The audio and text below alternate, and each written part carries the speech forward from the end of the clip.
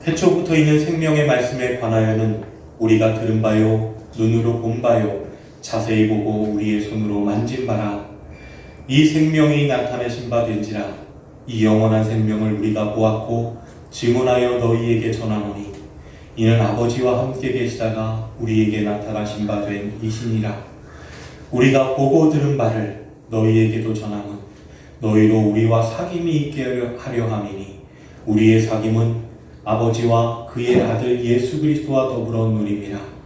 우리가 이것을 쓰면 우리의 기쁨이 충만하게 하려 함이라. 아멘. 자, 우리 지난 시간에요, 요한서신 전체에 대한 서론을 공부했었죠. 그리고 오늘부터는요, 이제 본문 내용을 하나하나 뜯어볼 겁니다. 오늘 본문인 4절까지는요, 요한 1서를 여는 서두 부분입니다. 이러한 이 글의 첫머리에는요, 보통 글쓴이가 왜 이런 글을 써서 보내는 것인지 그 목적과 또 이유를 밝히는 내용으로 되어 있는 게 일반적입니다. 물론 이 요한 1서가요, 당시의 그 그리스 로마의 편지 형식을 따랐다면은 인사말과 함께 편지를 쓴 사람과 또 받는 사람이 먼저 이렇게 소개가 되었을 것이지만, 우리 지난 서론에서 알게 된 것처럼 편지 형식이라기보다는요, 이 요한서신, 특히 요한 1서는 오히려 교회의 공동체를 위한 설교문이나 또는 회람용 책자처럼 써 있단 말이에요. 특히 오늘 읽은 부분인 요한 1서 그 서론 부분은, 서언 부분은 성경에서 가장 특이한 본문일 거예요. 원어를 보면 관계대명사 호를 첫 단어로 해서 이렇게 시작이 되는데요. 이런 헬라어 본문은요, 성경 어디에도 없어요. 사실 이 1절 안에 중성 단수형으로 4개의 관계대명사 이 호가 연이어서 나오고요. 3절이 될 때까지 주동사가 되는 우리가 전하문이라는 이 주동사가 나오지를 않아요. 관계대명사 호가 우리말 성경에서는 이렇게 바라는 말로 번역이 되어 있는데요. 1절 중간부터 이렇게 바가 나오죠. 우리가 들은 바요, 그 다음에 눈으로 본 바요, 또 자세히 보고 우리의 손으로 만진 바라, 이렇게 그렇게 나오는데, 제일 앞에 태초부터 있는 그 앞에도요, 관계대명사 호가 있어요. 원어를 보면. 그래서 태초부터 있는 바, 이게 원어에는 그렇게 되어 있단 말이에요. 태초부터 있는 바. 그러니까 생명의 말씀에 관하여는, 거기를 여러분 괄호를 한번 쳐보세요. 생명의 말씀에 관하여는, 주보에 있는 그 말씀에 생명의 말씀에 관하여는 1절, 그거를 생명의 말씀에 관하여는 요거를 괄호를 딱 쳐보세요. 그 생명의 말씀에 관하여는 이라는 그 말은 원어에서는요, 문장 가장 뒤쪽에 붙어 있단 말이에요.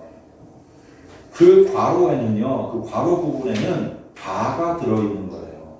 예? 현대인들은 이 바라는 말보다는 뭐 어떤 것이라는 그런 말을 더 많이 쓰죠. 그래서 바를 것이라는 말로 바꾸셔도 돼요. 우리가 원어에 익숙하지 않지만 영상을 한번 보세요. 원어 영상 보시면 우리말로 태초부터 있는 바가 코, 헨, 아프, 그 다음에 알케스, 이게 이제 태초부터 있는 바예요. 그러니까 원어를 보면 우리가 파란색 부분으로 되어 있는 맨 뒤에 있는 그 구문이 생명의 말씀에 관하여요. 그러니까 그 앞에는 계속 호가 이끄는 단어들로 4번이나 연속해서 나오는 거예요.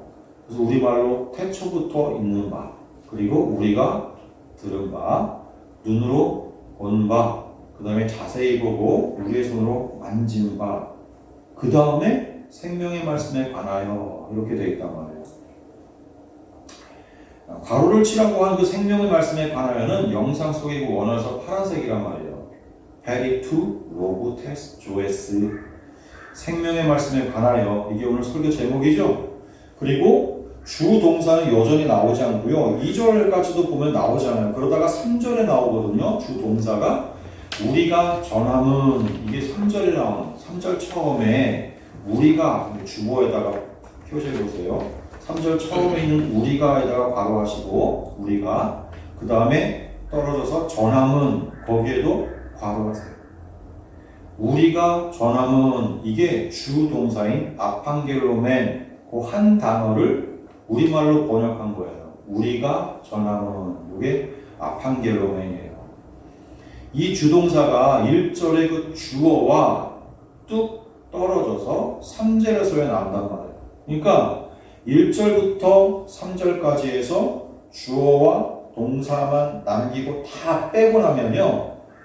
생명의 말씀에 관하여 우리가 전합니다. 이게 주어와 서술어예요. 생명의 말씀에 관하여 우리가 전합니다. 그런데 다른 용례에서는 전혀 찾아볼 수 없는 이 관계대명사 호로 시작하는 말, 그걸 4번이나 연이어서 쓴 건 그 4번의 대명사 끝에 드디어 등장하는 주어를 시각적으로나 또 내용적으로나 기대를 하게 만들고 말이죠. 기대하게 만들고 또 강조하는 효과를 자아내는 거예요. 예? 그러니까 시각적으로 멀리에서부터 이렇게 차츰차츰 더 이렇게 앞쪽으로 다가오는 것 같잖아요. 글 쓴 구조 자체가. 그리고 그 대명사 호를 수식하는 단어들이 다 어떤 의미입니까? 태초부터 있는, 또 우리가 들은, 또 눈으로 본, 그리고 자세히 보고 우리 손으로 만진 것 그러잖아요. 예? 뭐예요? 확실한 역사적인 사실, 특히 우리가 오감을 통해서 분명히 실제로 체험했다는 거잖아요. 뭘요? 생명의 말씀에 관해서. 그리고 이어지는 2절 말씀은 네스틀레 알란트 헬라어 성경 같은 걸 보면 이렇게 가로로 이렇게 찍는 대쉬로 표시했어요. 2절은 대쉬라는 거는 문장 중간에다가 설명문을 삽입할 때 그게 집어넣을 때 쓰는 거잖아요. 그러니까 1절 말씀을 보충하고 설명하는 내용이라는 거예요. 1절이 끝나고 그 뒤에 대시가 딱 붙고 그 다음에 2절이 쭉 나오고 2절 맨 마지막에 대시가 딱 붙어서 그 2절이 그러니까 삽입된 설명하는 문장이라는 거예요. 2절이 무슨 말씀이에요? 2절 한번 같이 읽습니다. 시작. 이 생명이 나타내신 바 된지라 이 영원한 생명을 우리가 받고 증언하여 너에게 전하노니 이는 아버지와 함께 계시다가 우리에게 나타내신 바 된 이시니라. 근데 보세요. 이 생명, 그렇죠? 이 생명이 1절에서는 뭐였어요? 생명의 말씀. 그렇죠. 생명의 말씀이었죠. 생명의 말씀, 그걸 풀어서 설명하는 2절로 넘어와서는 말씀이 빠지고 생명이라는 한 단어가 됐어요. 그러니까 우리말로는요, 우리말로는 말해요. 이 생명의 말씀 그러면 생명의라는 단어가 말씀이라는 단어를 수식하는 말이잖아요. 그러니까 말씀이긴 말씀인데 그게 어떤 말씀이냐? 그게 그 속성이나 특성을 앞에다가 수식하는 말로 붙여가지고 생명의가 붙은 거예요. 우리 한국말로 하면 생명의 속성, 생명의 특성을 가진 말씀이다. 뭐 그런 뜻이 되는 거란 말이에요. 그게 우리말의 뜻인데 그러니까 원어를 우리 한국말로 번역을 하다 보니까 그렇게 된 거예요. 마치 수식어라는 식으로. 근데 2절로 넘어오니까 생명이라는 단어가 수식어가 아닌 생명의 말씀과 동등한 의미의 하나의 단어로 등장하잖아요. 그죠? 원어상으로는 그런 거예요. 그러니까 그러니까 1절에서는 생명의 말씀이라고 그러고 2절에서는 생명이라고 이 둘을 대등한 것으로 말하고 있단 말이에요. 이게 무슨 말이냐? 이 요한서신은 1, 2, 3서 요한서신은 요한이 저작자라 그랬잖아요. 요한이 쓴 성경이 또 있죠. 오신 예수님에 대한 기록인 요한복음, 또 다시 오실 예수 그리스도에 대한 기록인 요한계시록. 기록 연대수는요, 요한복음이 가장 먼저 쓰였고요. 그 다음에 요한 1, 2, 3서, 그 다음에 요한계시록이 박모섬에서 유배당했을 때 기록이 됐어요. 오늘 1절부터 4절까지 요 본문은 이 가운데 특히 제일 먼저 쓴 그 요한복음서를 상기시키는 단어들로 이루어져 있어요. 그렇잖아요. 사실 요한복음서의 내용을 생각하지 않고서 이 본문을 읽으면요, 아주 산만하고 특이한 구문법으로 되어 있어가지고 자칫 난해하게 느껴질 수가 있는데, 그런데 다양스럽게도 먼저 쓰여진 요한복음을 알고 있는 상태에서 이 본문을 보면 이 본문이요, 아주 즉각적으로 감지하게 돼요. 감지된다고요. 요한복음 1장 1절부터 14절에 대한 어떤 주석처럼 이해할 수도 있는 본문이에요. 오늘 본문이. 요한복음 1장도 4절까지 한번 보겠습니다. 요한복음 1장도 4절까지만, 우리 요한서 1서처럼 4절까지만 같이 봅니다. 시작. 태초에 말씀이 계시니라. 이 말씀이 하나님과 함께 계셨으니 이 말씀은 곧 하나님이시니라. 그가 태초에 하나님과 함께 계셨고 만물이 그로 말미암아 지은 바 되었으니 지은 것이 하나도 그가 없이는 된 것이 없느니라. 그 안에 생명이 있었으니 이 생명은 사람들의 빛이라. 자, 요한복음 속에 요한 1서의 그 중요한 단어들이 다 들어있잖아요. 요한서신에는 태초부터 있는 거 그렇게 시작되는데 그게 생명의 말씀이라고 또 문장 제일 뒤에 나왔었죠. 영상에서 보시는 대로 지금 요한복음에서는요, 태초에 말씀이 계시니라 그렇게 또 메아리처럼 선포하잖아요. 요한복음 1장 1절은 이상하고 신비하게 들리지만 이 말씀이 하나님과 같이 있었고 하나님과 같이 또 창조의 일을 하셨다. 그러다가 인간의 삶과 역사 속으로 이렇게 빛으로 오신 그 말씀에 대한 이야기를 시작했잖아요. 지금 1절부터 4절 봤잖아요. 요한 1서의 1장 1절은 복음서의 이야기를 전제로 거기에 주석을 달고 있는 것 같이 보인단 말이에요. 복음서에서 중요하게 다뤄진 핵심 단어, 그 말씀과 로고스, 그 다음에 생명, 그 조회, 그 두 단어, 이게 요한 1서에서는 하나로 묶여져 있죠. 생명의 말씀. 그리고 복음서를 더 읽다 보면, 요한복음서를 더 읽다 보면 그 생명의 정체에 대해서 직접적으로 언급을 하는 구절을 만나게 되죠. 함께 읽어보겠습니다. 요한복음 11장 25절과 14장 6절 다 아주 유명한 말씀이에요. 같이 봅니다. 시작. 예수께서 이르시되 나는 부활이요 생명이 나를 믿는 자는 죽어도 살겠고, 또 예수께서 이르시되 내가 곧 길이요 진리요 생명이니 나로 말미암지 않고는 아버지께 올 자가 없느니라. 여기 생명을 누구와 동일시하죠 지금? 예수님 직접 본인을 가리켜서 예수님이 생명이래요. 나는 부활이요 생명이래잖아요. 나는 부활이기도 하고 나는 생명이다. 이 말씀은 예수님이 직접 하신 말씀이기도 하지만 가만히 생각해보면 수긍하지 않을 수가 없는 진실이에요. 보세요. 생명이란 건 하나님 거잖아요. 사람이나 어떤 피조물도요, 생명을 말이죠, 스스로 살아낼 수가 없어요. 하나님에게서 받아야 하는 게 생명이에요. 이 생명은 우리가 만들 수 있거나 소유할 수 있는 게 아니란 말이에요. 하나님 없으면 우리 그냥 죽음이죠. 끈 떨어진 연이요? 뿌리로부터 꽃펴진 꽃병 속에 꽃?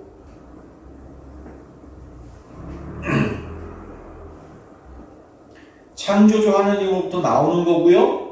받아야 하는 거예요. 25절에 부활도 마찬가지예요. 부활도. 예? 다시 살아나는 게 어떻게 하나님의 능력 아니고 사람에게서 일어날 수 있는 일입니까? 길과 진리도 마찬가지예요. 예? 여기 길이라는 것은 우리가 어딜 갈 때 이렇게 밟게 되는 그런 길을 말하는 게 아니라 아버지께로 가는 길이라고 그러잖아요. 아버지께로 가는 길. 그 아버지께로 가는 길은 예수, 오직 한 길, 그 길이 주님이라는 거예요. 그러니까 다시 보면 우리 요한서신 2절로 돌아와서 1절의 말씀을 보충 설명하는 대시로 보충 설명하는 2절을 보니까 1절의 그 생명의 말씀이 생명으로 바꿔 썼다는 건 생명의 말씀이나 생명이나 다 성육신 하셔가지고 우리 가운데 함께 하셨던 요한복음에서 직접적으로 지적했으니까 탁 찍어서 얘기했으니까 그분 예수 그리스도를 가리키는 고유 명사로서의 그 예수님의 또 다른 이름인 거예요. 예? 이 생명의 말씀이나 생명이라는 단어는 다른 어느 누구에게도 붙여서 쓸 수 없는 말인 거예요. 이 2절 본문의 구조를 보면 2절 본문의 구조 생명이 나타났다는 단언과 그 다음에 그 생명을 우리가 눈으로 봤고 지금은 그 생명을 증언하고 전하고 있다는 그 단언에 초점이 맞춰져 있어요. 이 단언 이후에 중성, 단수형, 목적격, 관계대명사, 호가 또 나오면서 우리말로는 바로 번역이 되어 있단 말이에요.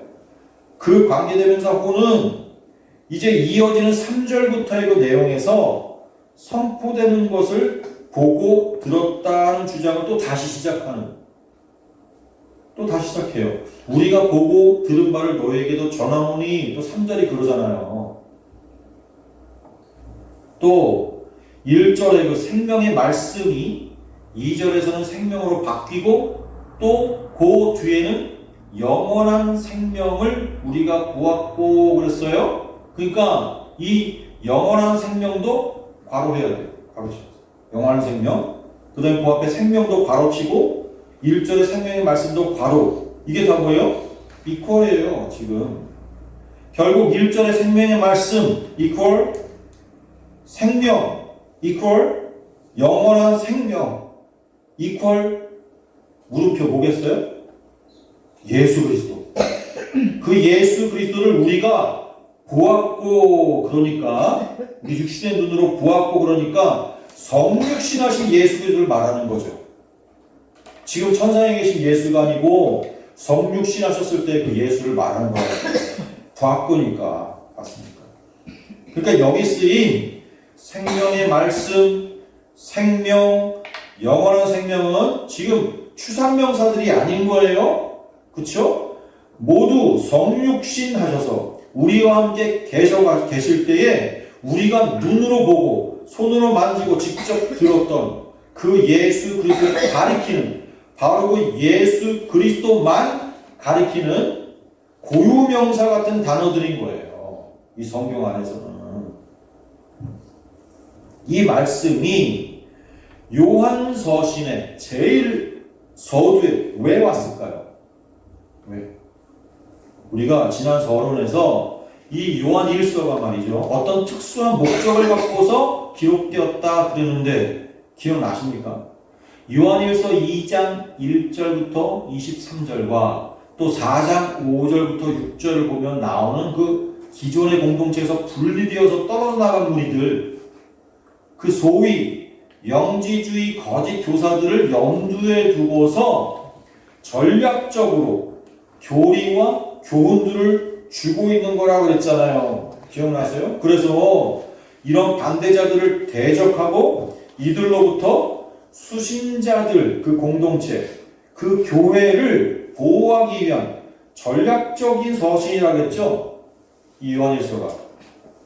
그들의 사상은 헬라의 이원론에 뿌리를 두고 있어가지고 영혼과 육체를 아주 철저하게 분리하고, 그래서 거룩한 영이신 하나님이 더러운 육체로 오셨다는 이것은, 그런 성육신의 교리, 이건 말도 안 된다. 그게 부정했단 말이에요, 그들은. 여러분, 사람들은요, 저마다 자기 생각과 시각과 주장이 다 달라요. 그래서 그걸로 정체성이 결정되는 거예요. 2000년 전에 말이죠, 그 팔레스타인 땅에 오신 그 예수님을 수많은 사람들이 봤어요. 직접 본 사람들도 있고 건너서 그냥 전해 들은 사람들도 있어요. 근데 직접 본 사람들 가운데도 말이죠, 저마다 예수에 대해서 다른 견해로 갈라졌어요. 구약시대의 선지자들처럼 당대 하나님으로부터 보냄받은 선지자로 보는 이들도 있었고요.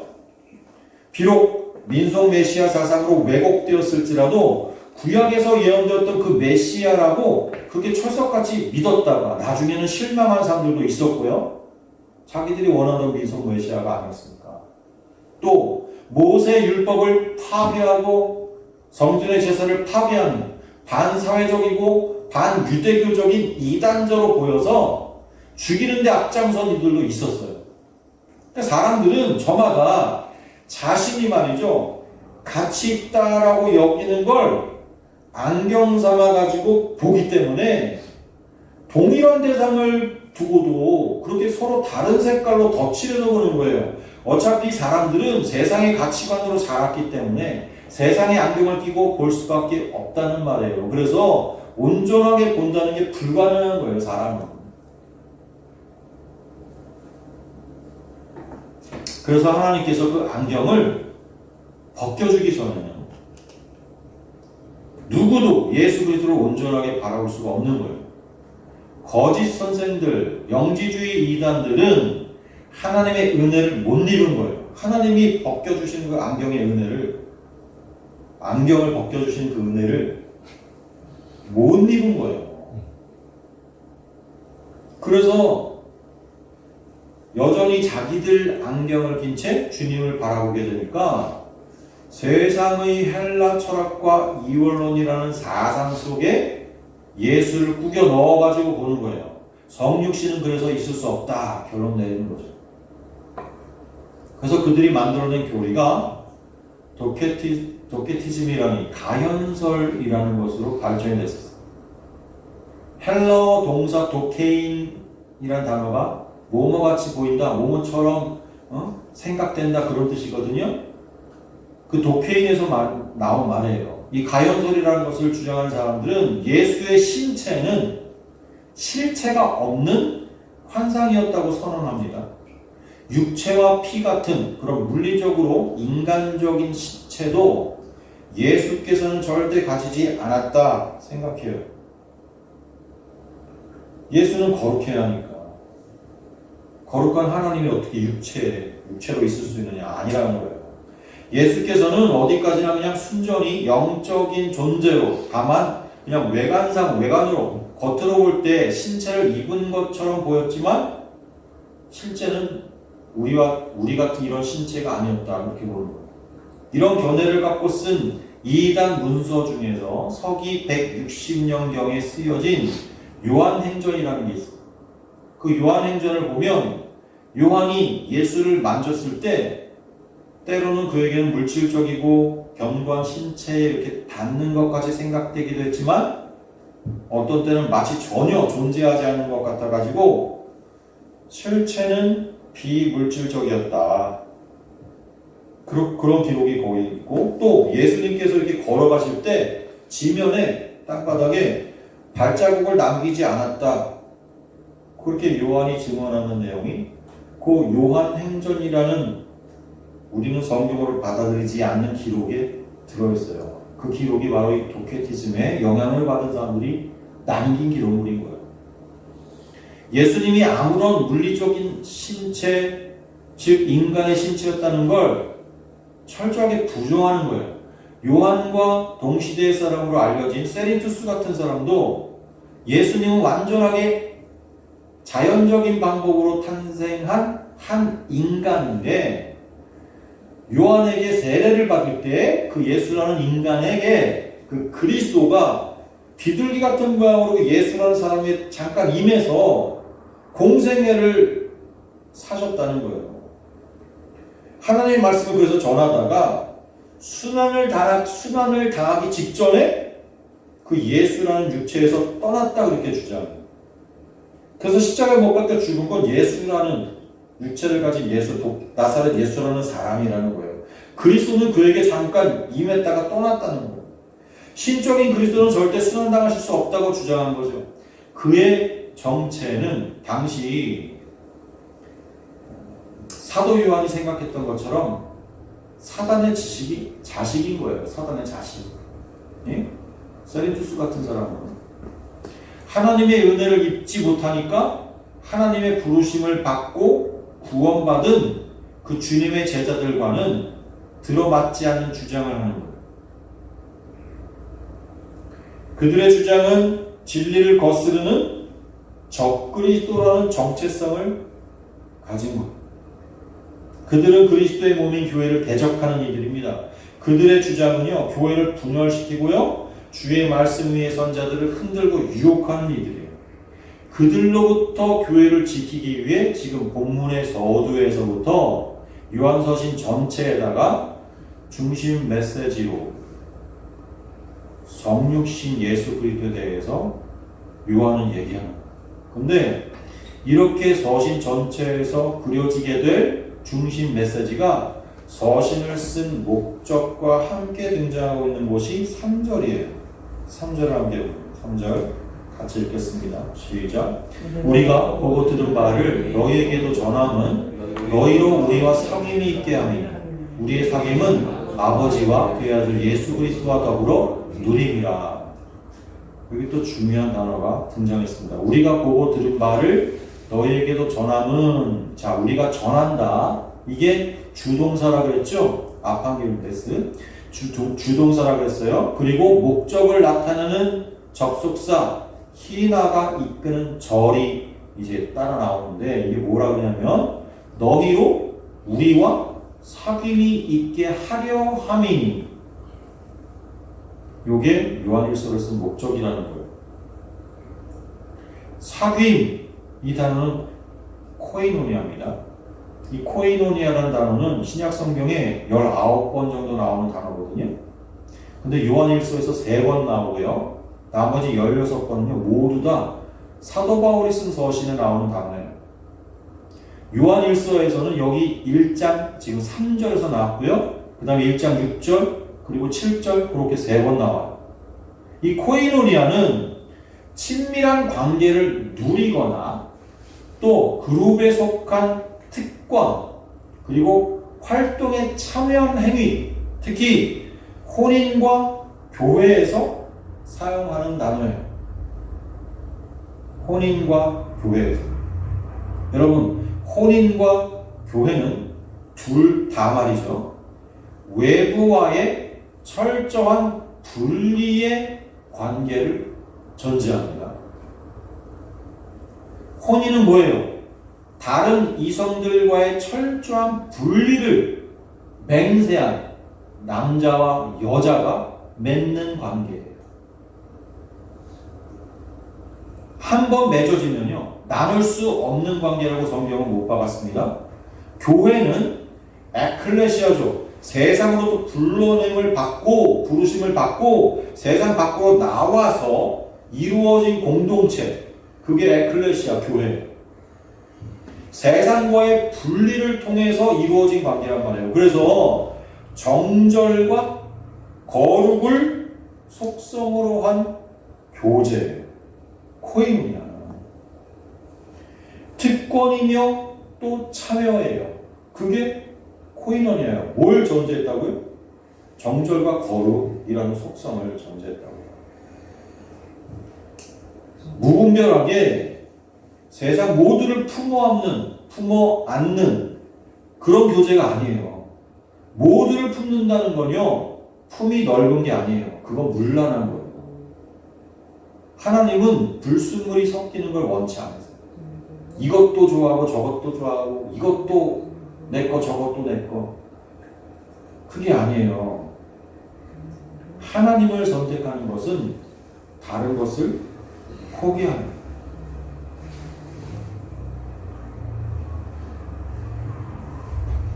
사람이 두 주인을 섬길 수 없는 거예요. 피조물은 반드시 기대어 살 수밖에 없는데 하나님께 기대는 것은 다른 모든 것으로부터 떨어져 나와요. 세상과 하나님을 동시에 기댄다? 그럴 수 없다는 거예요. 성경은 그것을 거룩이라고 합니다. 거룩. 이 코이노니아에 대해서 또 뭐라고 설명해 주냐 하면 여기 보니까 우리의 사귐은 아버지와 그의 아들 예수 그리스도와 더불어 누림이라 그러죠. 예? 요한복음, 여기 지금 요한서신 말고 요한복음에서는요, 교제라는 말 대신에 거한다는 말이 쓰였어요. 거한다, 함께 거한다. 요한복음 한번 보세요. 14장 10절. 같이 봅니다. 시작. 내가 아버지 안에 거하고 아버지는 내 안에 계신 것을 내가 믿지 아니하느냐. 내가 너에게 이르는 말은 스스로 하는 것이 아니라 아버지께서 내 안에 계셔서 그의 일을 하시는 것이라. 내가 아버지 안에 거하고 아버지는 내 안에 계신 것. 이게 코이노니아의 상태입니다. 예? 요한복음도 17장 21절부터 23절까지 또 봅니다. 같이 시작. 아버지여, 아버지께서 내 안에, 내가 아버지 안에 있는 것 같이 그들도 다 하나가 되어 우리 안에 있게 하사 세상으로 아버지께서 나를 보내신 것을 믿게 하옵소서. 내게 주신 영광을 내가 그들에게 주었사오니 이는 우리가 하나가 된 것 같이 그들도 하나가 되게 하려 함이니이다. 곧 내가 그들 안에 있고 아버지께서 내 안에 계시오 그들로 온전함을 이루어 하나가 되게 하려 함은 아버지께서 나를 보내신 것과 또 나를 사랑하신 같이 그들도 사랑하신 것을 세상으로 알게 하려 함이로소이다. 예수님의 지금 기도입니다. 지금 예수님의 기도. 코이노니아를 위한 기도를 하신 거예요. 결국 코이노니아를. 이 코이노니아는 주님의 청혼의 기도인 것처럼 하나님의 바라시는 우리의 최종적인 상태예요. 이 상태로 우리는 목적하고 가는 거예요. 그러니까 사귐이라는 이 코이노니아는 함께 교통하고 나누는 개념인 건데 하나님의 것을 함께 나누는 거예요. 하나님 안에 함께 나누는 거예요. 즉 지금 저자 요한은 말이죠. 그리스도의 그 성육신을 부인하는 거짓 교사들의 주장을 지금 염두에 두고 머릿속에 두고서 하나님과의 교제는 다름 아닌 성육신하신 예수 그리스도를 알고 믿는 것에 근거한다. 그걸 지금 서두에서 밝히고 있는 거예요. 예수 그리스도의 그 성육신을 믿지 않고 알지 않는 사람들에게서는 결코 코이노니아가 있을 수 없다. 예수 그리스도 또 우리 아버지 하나님과의 함께 누리는 그 교제 교통 있을 수가 없다. 그러니까 그들은 우리 바깥으로